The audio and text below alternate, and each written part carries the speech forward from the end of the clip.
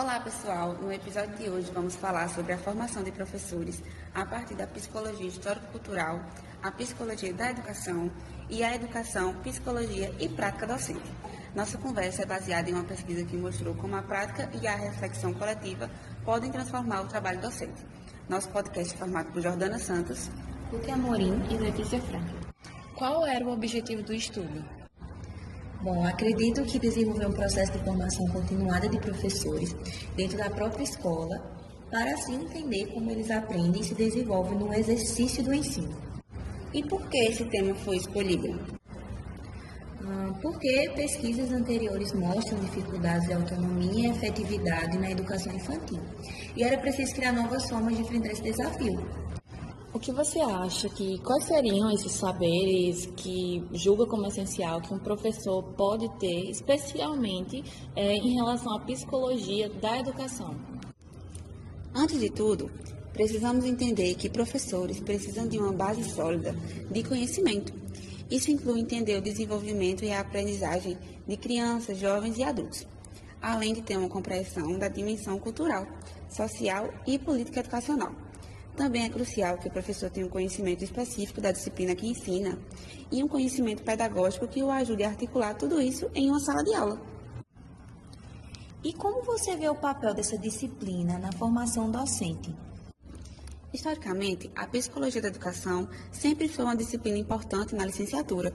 Nos ajuda a entender como os alunos aprendem e se desenvolvem fornecendo teorias que orientam nossas decisões pedagógicas. No entanto, é importante questionar se a psicologia está sendo bem utilizada ou se está perdendo espaço na formação de professores.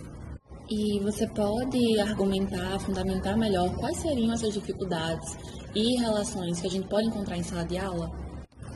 Existem inúmeras dificuldades, porém, vou mencionar duas principais ao meu ver.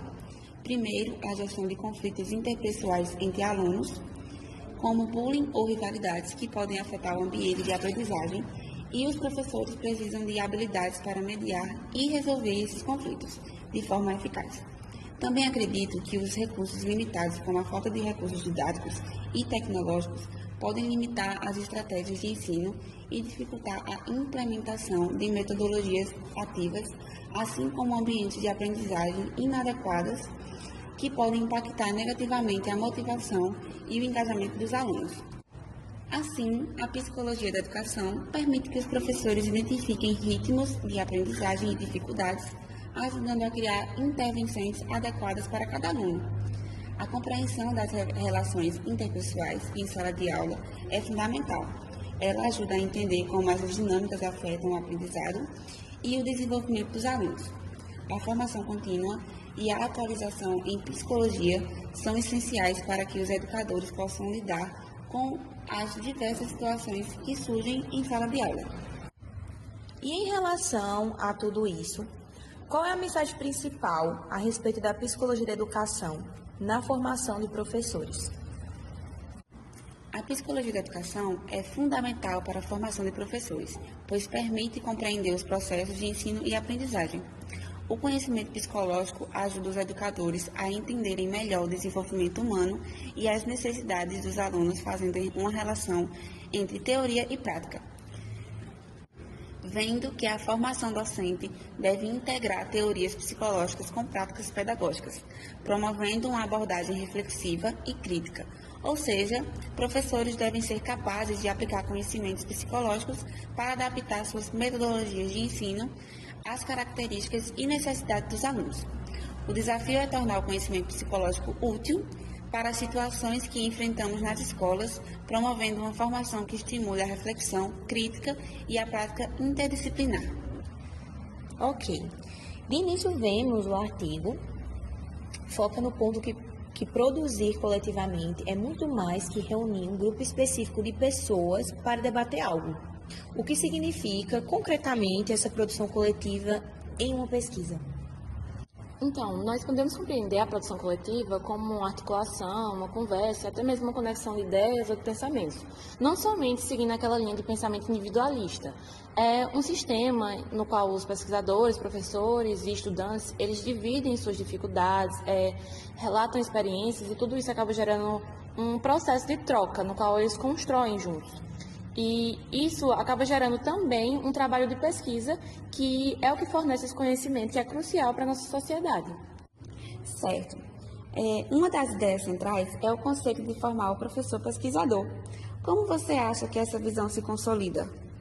Bom, a pesquisa ela deve iniciar desde o começo da graduação, como uma base educativa, que seria, resumidamente, o conjunto de valores, ideias ou até mesmo os princípios que orientariam essa prática da educação. O professor, ele precisa assumir um papel de pesquisador, alguém que está disposto a motivar os estudantes para que ocorra essa produção de conhecimento. Então, todo esse sistema, contando também com a ajuda dos professores, vai ampliar a vista e a compreensão crítica que a sociedade possui e também vai fortalecer todo o sistema de ensino e a comunidade dos professores em geral, porque é algo que aproxima o que nós temos na teoria com a realidade em que vivemos. Ok, e o artigo ele acaba discutindo um tópico que trata de novas exigências que a sociedade impõe sobre a educação. Você poderia dizer como é que a pesquisa coletiva soluciona essas dificuldades? Então, nós vivemos em uma sociedade em que a competitividade, ela reina, né? Então, é como ter esse pensamento solo, e quando nós partimos para o princípio disso na educação, essa competitividade nesse meio acaba se tornando um problema ainda maior. Então, isso gera uma pressão ali na educação, em que ela precisa se adaptar, mas também é o nosso papel como cidadão questionar se essa é a escola que nós realmente queremos. E aí a pesquisa, né, o papel dela ali vai ajudar a fazer parte de uma resistência a essa lógica, na qual que a educação atual ela é voltada para a ideia de mercado.